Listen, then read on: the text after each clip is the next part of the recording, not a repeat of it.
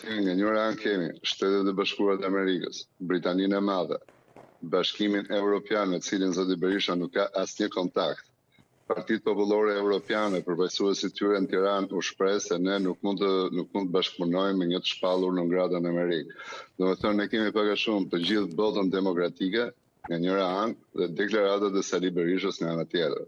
Gjithkush ka drejtën e tij të besojë ku do, domethënë. Zoti Berisha nuk e di domethënë të marrim në historinë e tij politike gënjeshtrat e zotit Berisha, nuk e di, mund të jenë mira, 10 mira, apo ku diun. Dhe nuk është domethënë një person që thuash ti ky nuk gënjen, nuk është një nga kualitetet e zotit Berisha. Themi është datë historike kjo që ndodhi për Shqipërinë sot, sepse tashmë kemi hyrë në një nivel tjetër. Tashmë ne kemi goditjen, më duhet të përsërisë se më duket shumë e rëndësishme. Goditjen e burimit të korrupsionit.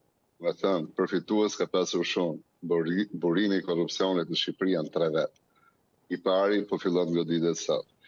Ironik është fakti, do të thënë, unë shikoj një lëvizje brillante të strukturës posaçme antikorrupsion për të mos kërkuar arrestin e zotit Berisha, por për të kërkuar vetëm një detyrim paraqitje dhe atij është marrë pasaporta.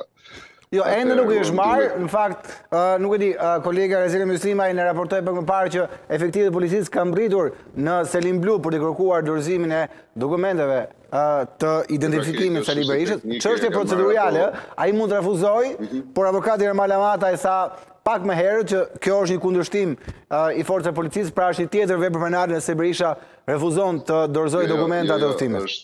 Është më rëndë se kaq, nuk është kundërshtim i policisë, është kundërshtim i urdhrit të gjykatës, ka një vendim gjykate për atë. Domethënë, mirë, okay, ky vendim i gjykatës Albi është një konflikt në një përplasje juridike e cila do vijë të gjatë, sepse Berisha citoi në 73. Për momentin po jemi dakord. Ka një vendim për të marrë pasaportën. Patjetër. Natyrisht procedura e tij do vazhdojë, ai teorikisht mund të shpallet dhe i pafajshëm.